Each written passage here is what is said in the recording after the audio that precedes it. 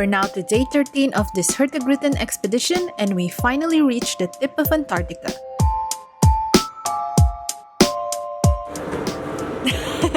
So we are finally in Elephant Island, and right now the expedition team is checking if there are swells in the water, because if not, then it's safe for us to take out the polar circle boats and then do some cruising around the island itself. So they said that once they get those checks done, we are going to start launching the boats and we're gonna cruise around the islands for about an hour or more, I think. Messieurs, nous avons ouvert la plateforme et... So we just received the announcement just a while ago. Unfortunately, they're canceling the cruise trip around the Elephant Island with the polar circle boats because the waves tend to be too high, like a meter high, and that's quite dangerous. So they are canceling that for today. But either way, it's fine because the ship can still go near the island, and because the weather is so fine, we can just lounge around on the decks and then view the island from the ship itself. As we made our way to our next stop in the Antarctic Peninsula, I made use of my time by preparing the postcards that I will be sending to my family, friends, and readers. The next day, we arrived at King George Island, and thankfully the weather was fine, so I finally set foot on Antarctic soil. In Antarctica, and the temperature is just 0, but the winds are so hard, so it makes it colder.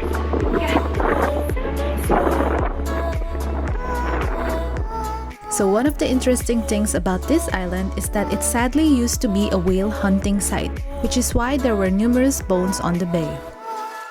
Anyhow, as per usual, we witnessed numerous adorable seals and penguins.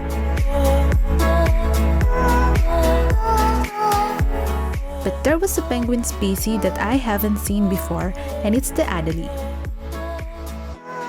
They were so cute, but unfortunately we were told that their kind is slowly declining due to global warming.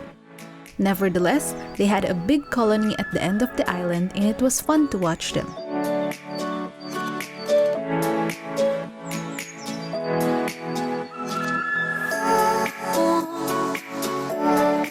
Now, another interesting thing about this island is that it houses one of the most visited scientific stations in Antarctica, and it is called as the Henryk Arctowski Polish Antarctic Station.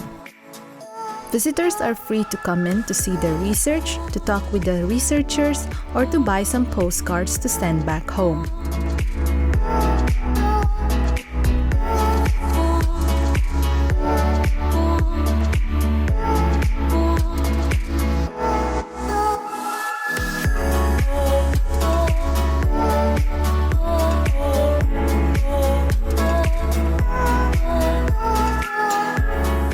After my time there, I went out to brave the cold again to see more of the island before I go back to the ship.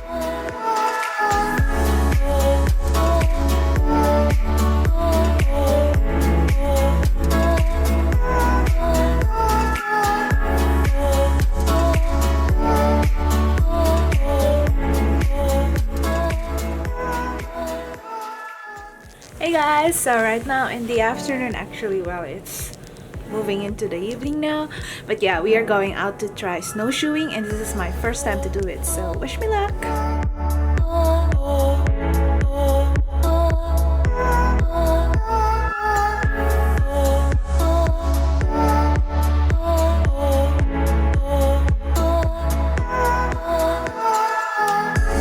So regrettably, visibility was almost zero, but either way, we pressed on and our snowshoe hike turned out to be magical.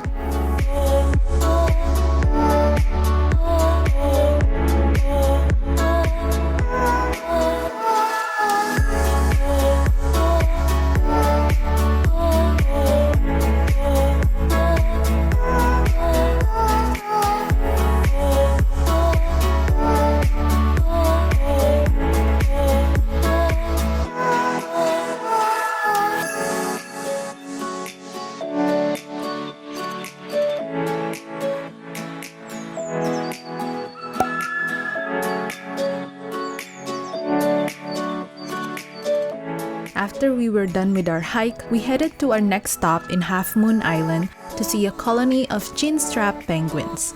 This is yet another new penguin species for me, and you can clearly see why they are called as such, because of the black feathers that run under their chin. It makes them look like they have a tiny helmet, right? They were so adorable.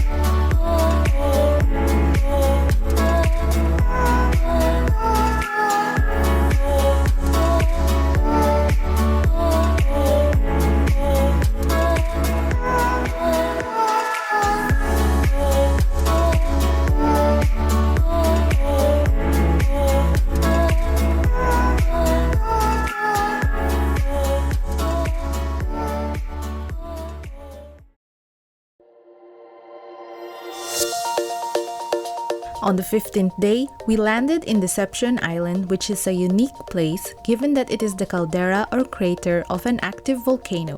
So technically, areas especially like the beach were geothermally heated. With this, I did an amazing yet crazy activity here, which is taking my first ever polar plunge. It was quite scary to think about it, but I thought that it's not every day that I can have the chance to swim in Antarctica waters, and inside a volcano at that. Who's going swimming? It depends. It's warm or cold now? I will explain. Close to the coast, if you make a hole, it's warm. It's still, even here, it's a little bit warm. But where you have the steam, it's really warm. Yeah. As soon as you go into the seawater, it's freezing cold. So maybe 2 degrees. But you will get a polar plunge diploma.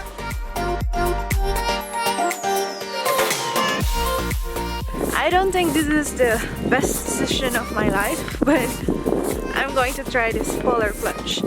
Just because. It's not every day that you can say that you swim in Antarctica waters. I know I get a certificate for it, so why not? How is it?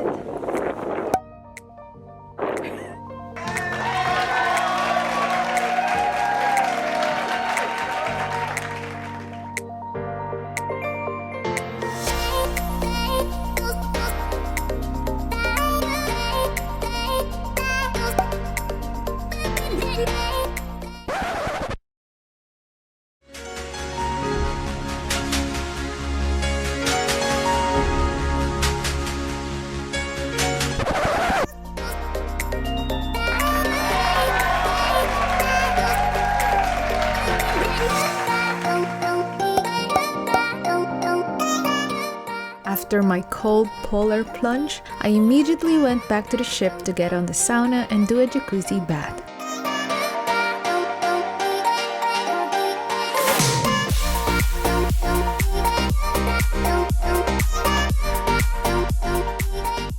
So I just finished taking a sauna as well as a jacuzzi bath because I just wanted to remember how it feels to be warm again.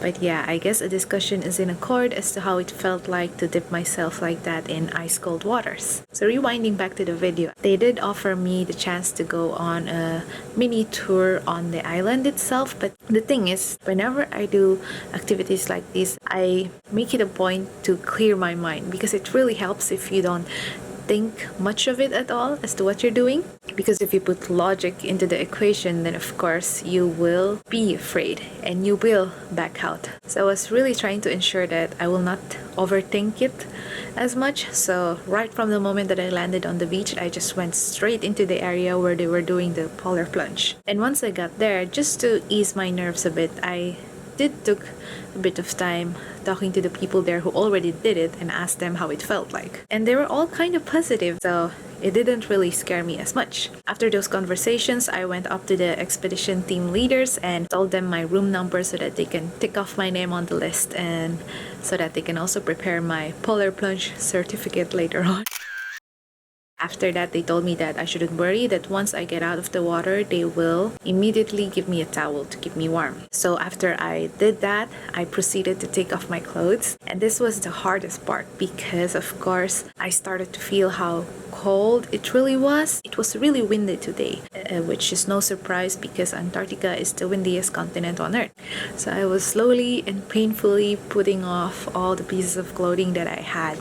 And then once I was finally just in my bikini, I didn't waste time. I told them that I'm going in and I just ran for it. I ran because I realized that, or I thought that if I go in slowly into the water, I might chicken out and run right back to them.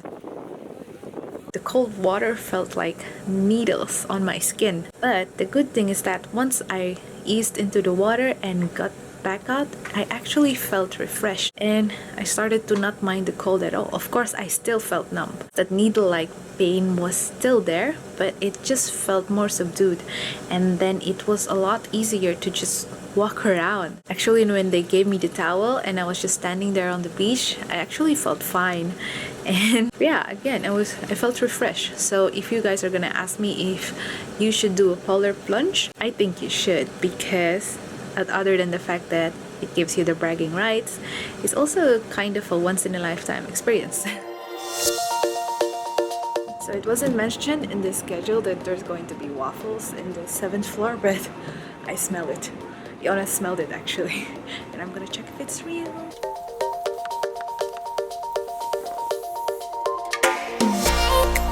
Before this amazing day ended, we happened to pass by a huge iceberg in the ocean, and the icing to the cake was that there were penguins chilling on top of it.